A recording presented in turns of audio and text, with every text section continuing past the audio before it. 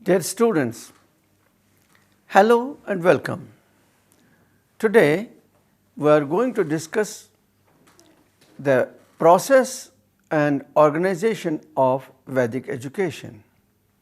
The objectives of this lecture will be to get an idea about the Vedic education system in general, get familiar with the different methods of teaching and the organizational system of Vedic education in India. To understand the impact of Vedic education on the modern system of Indian education with special reference to methods of teaching and the organizational setup. Let's now discuss in detail the methods of Vedic education. In Vedic age, education was primarily imparted through spoken word, that's orally. Before the Upanayana ceremony, which was known as initiation into the teaching and learning, the child had to learn the language and the occupation of the family, of course informally. Rishis or sages used to educate the children in the family itself through this oral method. In the formal school, which was called Gurukul, the methods that were used for teaching were 1. Listening or Sarvana method. This method was based on listening to the teacher who recited Vedic hymns and verses with proper pronunciation and intonation. Students would copy the teacher who would give them enough drill. The medium of instruction, of course, was Sanskrit. Special care was taken of vowels, consonants, samasas, that's called the compound words, and sandhi or sandhis, that's the rules for joining of words. A recitation and hearing of hymns and Ved mantras was repeatedly practiced. It's on this account that Vedas were also known as Shrutis, which means a heard and repeated and committed to memory. Knowledge in Vedic period was not preserved in books and libraries as printing had not come into existence.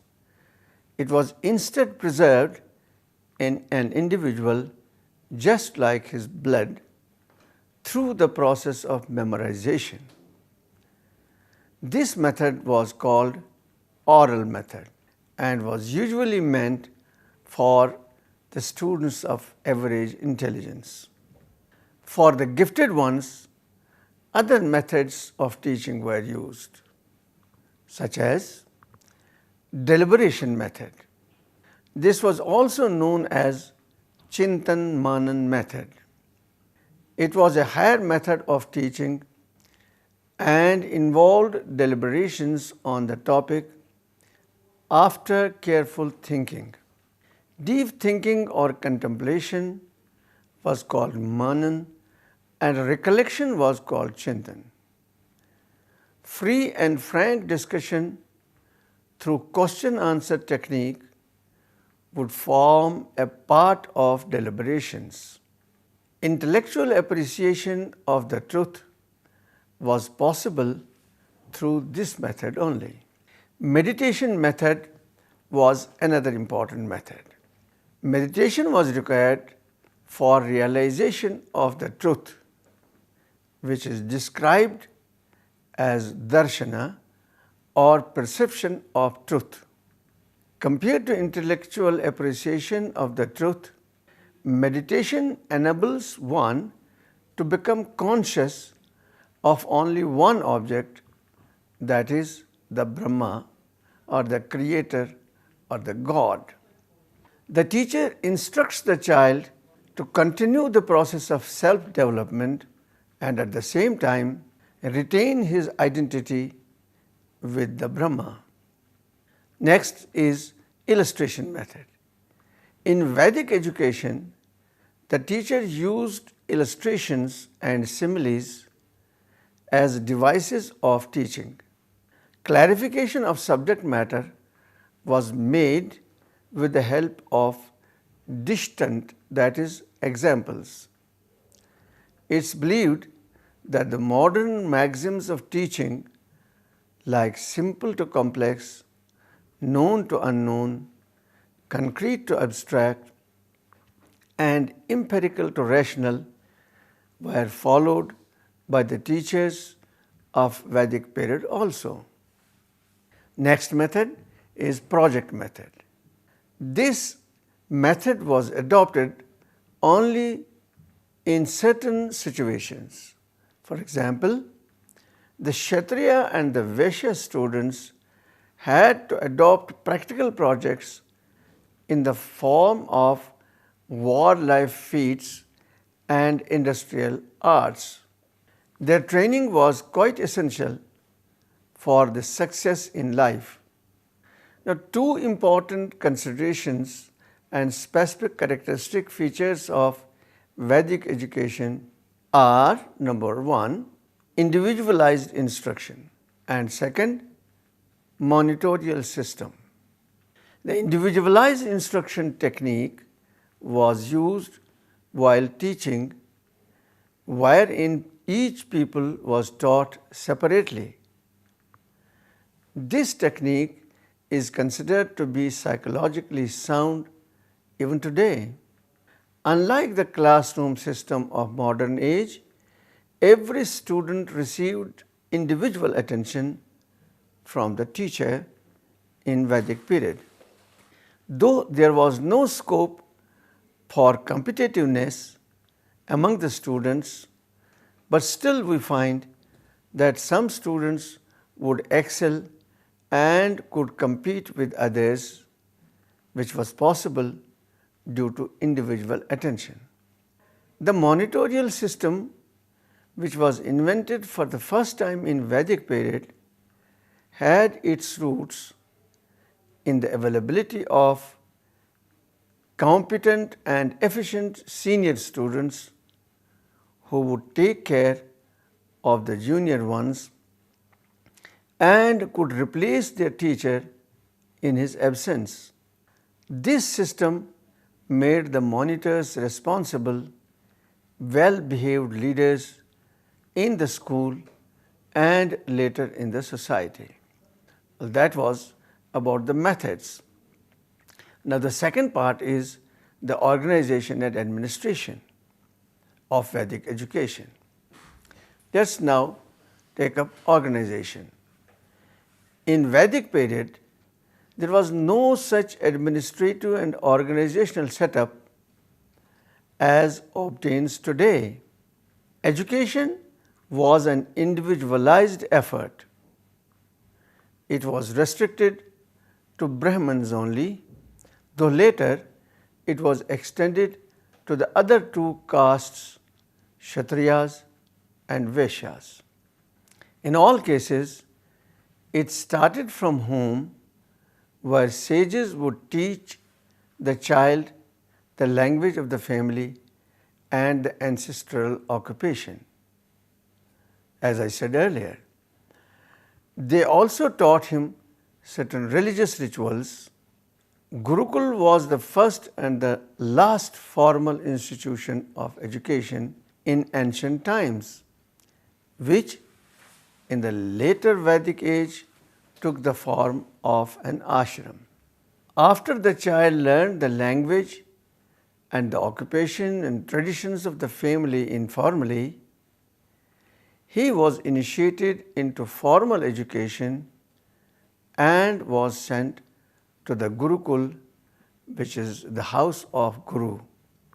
Gurukul was the summum bonum insofar as the institutional and organizational structure is concerned.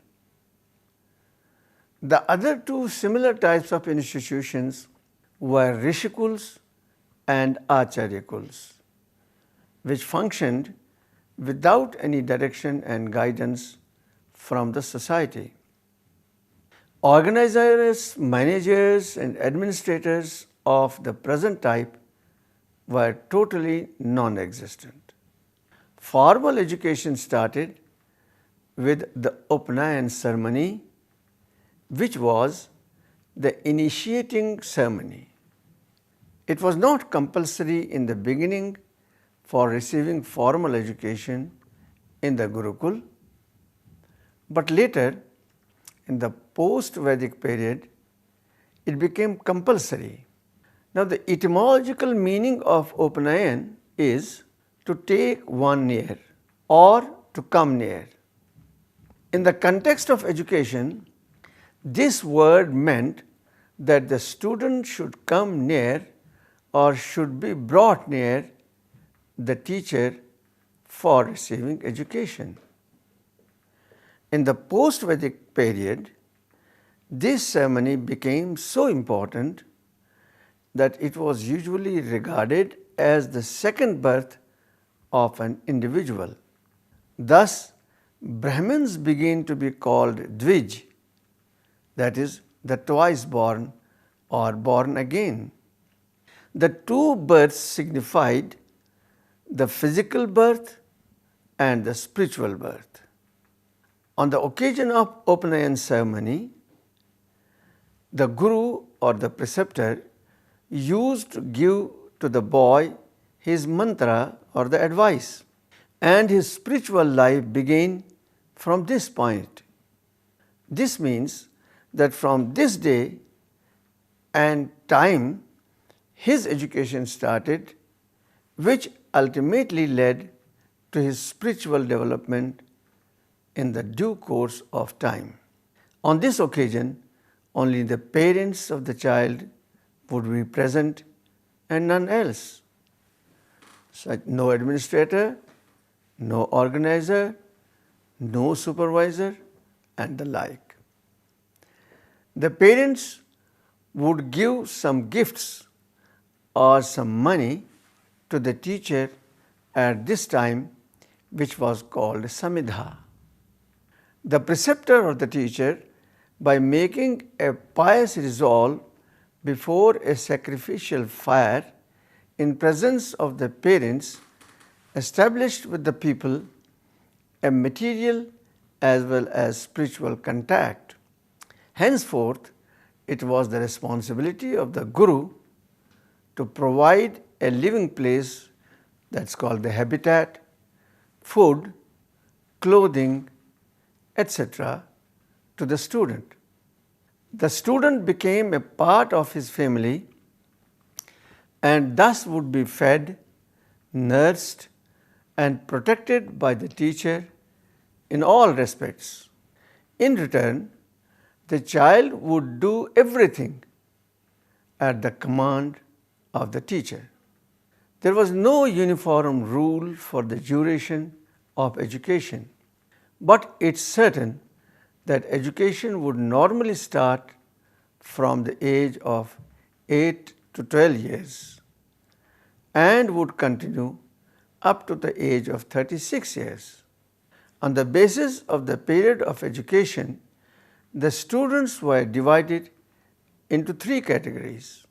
1. Those obtaining education up to the age of 24 years, they were called Vasu. Second, those obtaining education up to the age of 36 years would be called Rudra.